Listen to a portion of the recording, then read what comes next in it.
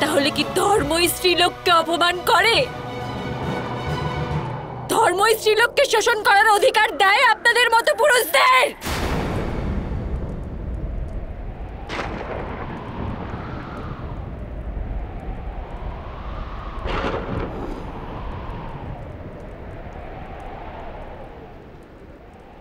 আমার কি ত্রুটি ছিল যে আমাকে এই প্রকার এখানে আনা হলো?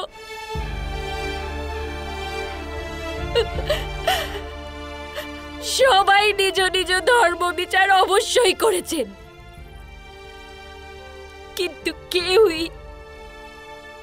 পাঞ্চালীর সম্মান, পাঞ্চালীর অধিকার, পাঞ্চালীর মূল্যবোধ অনুভবই করেননি।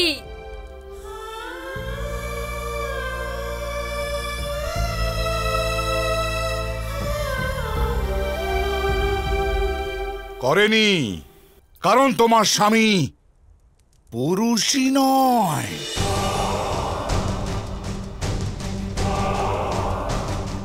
ওই ধর্মকে ভিত্তি করে কেন অপেক্ষা করছো দাসী দ্রৌপদী? যা যোদ্ধাদের নপুংসকে পরিণত করে।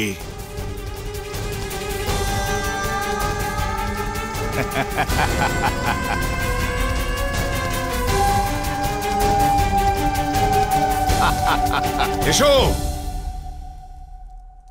আমার সাথে সম্পর্ক স্থাপন করো।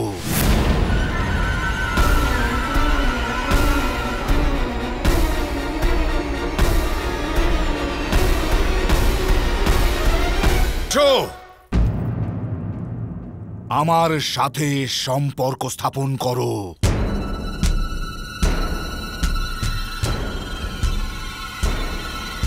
আমার সুখ প্রাপ্তি হবে আর তোমার সুরক্ষা।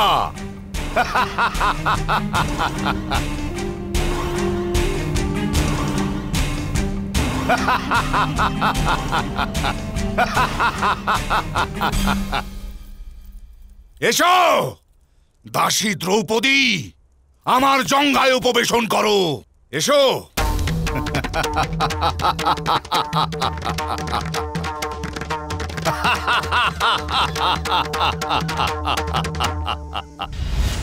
দুর্যোধন, আমি তোমাকে এমন মৃত্যুদণ্ড দেব যে সারা জগৎ কেঁপে উঠবে। আমি তোমার এই জঙ্ঘাই চিরে তোমার প্রাণ নেব। এ আমার প্রতিজ্ঞা, এ আমার প্রতিজ্ঞা, আমার প্রতিজ্ঞা এটা।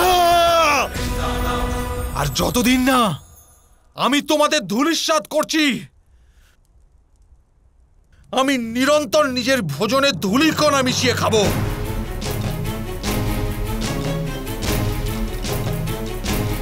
যাতে আমি স্মরণে রাখতে পারি আমি মানুষ নই, নরকের কীট মাত্র, নরকের কীট মাত্র আমি। প্রলাপ করো না। এসো দাসী দ্রৌপদী, নিজের প্রভুর আদেশ মান্য করো।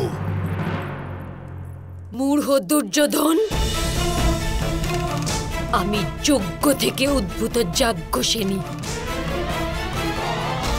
আর অগ্নিকে কখনো বেঁধে রাখা যায় না। আমাকে তুমি দাসী বানাতে পারবে না, কারণ আমি সেটা স্বীকারই করি না, মান্য করি না।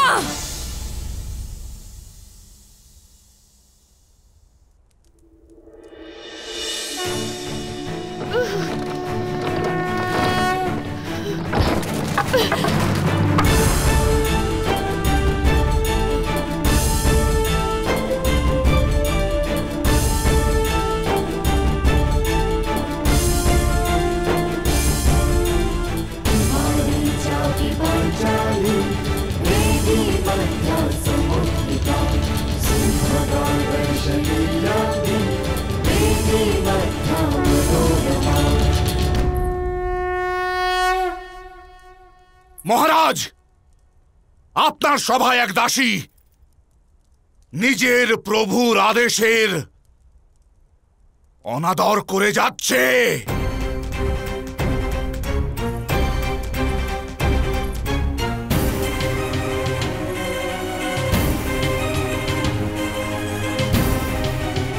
দাঁড়াও দ্রুপদ কন্যা,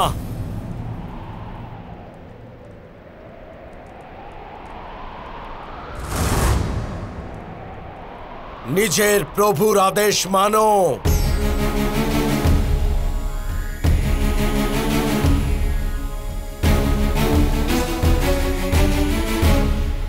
যেতে দিন মহারাজ, যেতে দিন। শান্তির হেতু আমরা প্রভূত অন্যায় মান্য করেছি, এই অনাদর কেউ মান্য করে নেই মহারাজ, ওকে যেতে দিন। মহারাজ, পবনকে প্রতিরোধকারী সাহসী ছত্র ভুলে যায় যে যদি পবন নিজের বায়ু সীমানা অতিক্রম করে তবে ছত্র ভেঙে পড়বে। অধর্মকে সীমানার মধ্যে রাখার নির্ণয় হয়েছিল মহারাজ, এখন আর অতিরিক্ত অধর্ম হতে দেবেন না। এখনো কি এটা প্রমাণ হয়নি যে দ্রৌপদীর ওপর কেবল দুর্যোধনের অধিকার আছে? নিশ্চয়ই আছে মহারাজ, কিন্তু পরন্তুর সব প্রশ্নই অবান্তর মহামন্ত্রী।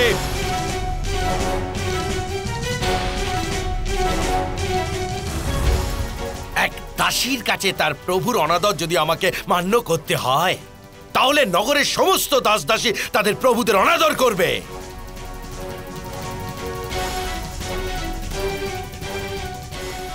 কেবল এক ধোপার অপবাদের কারণে ভগবান শ্রীরাম সীতা মাতাকে অগ্নি পরীক্ষা দেওয়ার আদেশ দিয়েছিলেন। আর এখানে তো কত শত দাস দাসী বিরোধ করবে কে জানে। হস্তিনাপুরের সমস্ত ব্যবস্থায় দুর্বল হয়ে পড়বে মহামন্ত্রী। না, দাসী দ্রৌপদীকে তার পরম প্রভু দুর্যোধনের এই আদেশ মান্য করতেই হবে।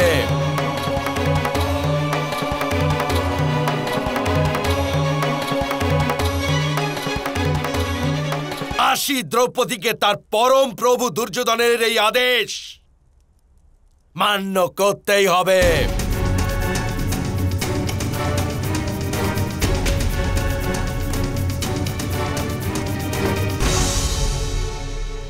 দাসী, আমি আদেশ করছি, প্রত্যাবর্তন করো।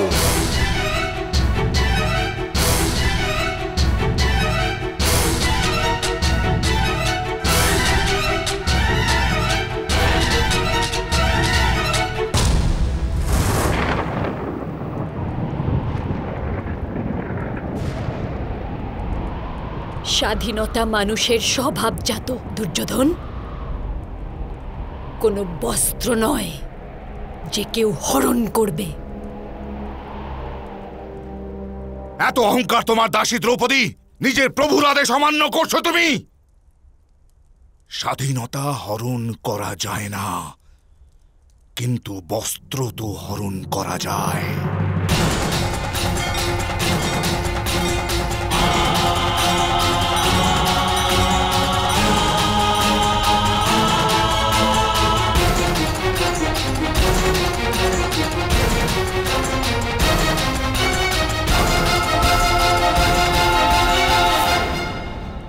দুঃশাসন, যে প্রকার এই নারী ইন্দ্রপ্রস্থের সভায় সমগ্র আর্যাবর্তের সামনে আমাকে অস্ত্রহীন করেছিল, সেই প্রকারেই একে এই সভায় বস্ত্রহীন করে দাও।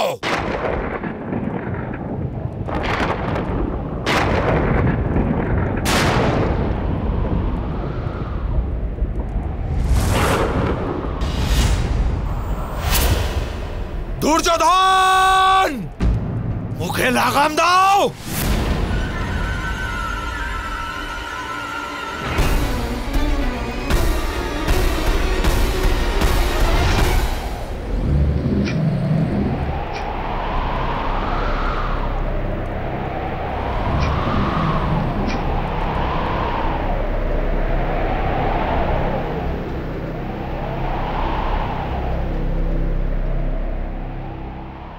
যেই রূপ এই সভা অন্ধকারে আচ্ছন্ন, ঠিক সেই রূপ সম্রাট ধৃতরাষ্ট্র,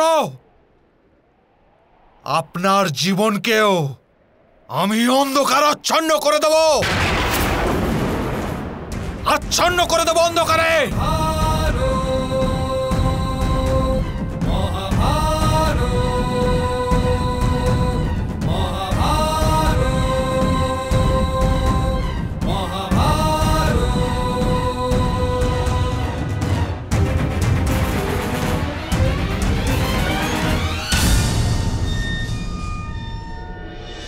এসো দুঃশাসন, নিজের শক্তির পরীক্ষা করে না। গোবিন্দ গোবিন্দ গোবিন্দ।